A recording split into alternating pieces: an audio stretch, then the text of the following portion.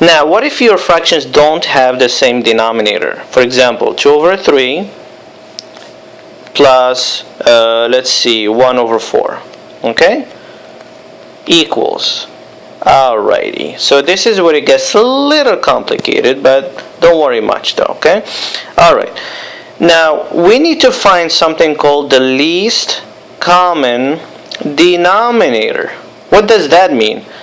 On the side, what's the multiples of 3? What's the multiples of 3? Because 3 times 1 is 3, right? 3 times 2 is 6. 3 times 3 is 9. 3 times 4 is 12, and so on, right?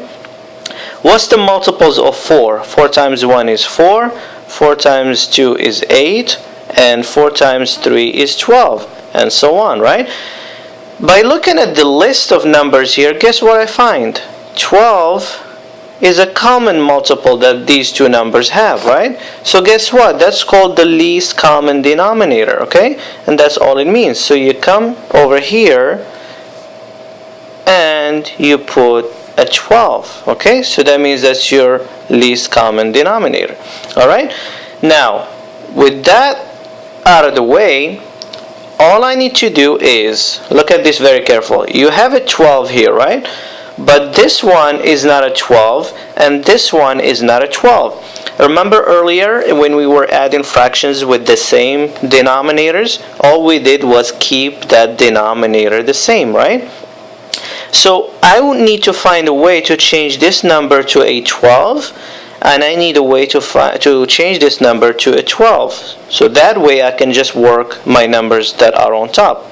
Okay, do you also guys remember the equivalent fractions? Alright, so this is what we need to do. I need to change 2 over 3 to something over 12. Okay, remember that?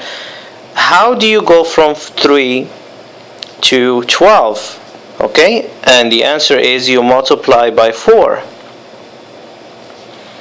Okay, let me slow down here a second. Alright, so 3 times 4 gives you 12. So you want to change this to 2 over 3 to something over 12. And the only way to do that is to multiply both the top and bottom by the same number. So in this case, I'm going to multiply here by 4.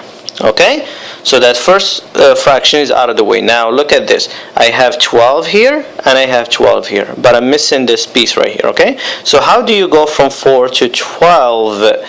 You multiply it by 3. And remember, you need to do the same thing to the top, because that's what we do in equivalent fractions.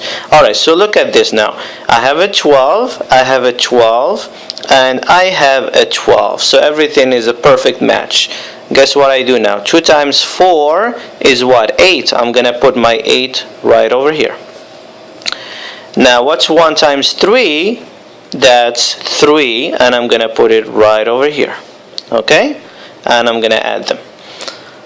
Alright, so my final answer, guess what? All I need to do is add the top. 8 plus 3 is 11 over 12. So what kind of fraction is this? It's a proper fraction because the top is smaller, and it does not need to be reduced because 11 and 12 have nothing in common. Okay, so this is the final answer. I'm going to do one more example so you guys can get the concept.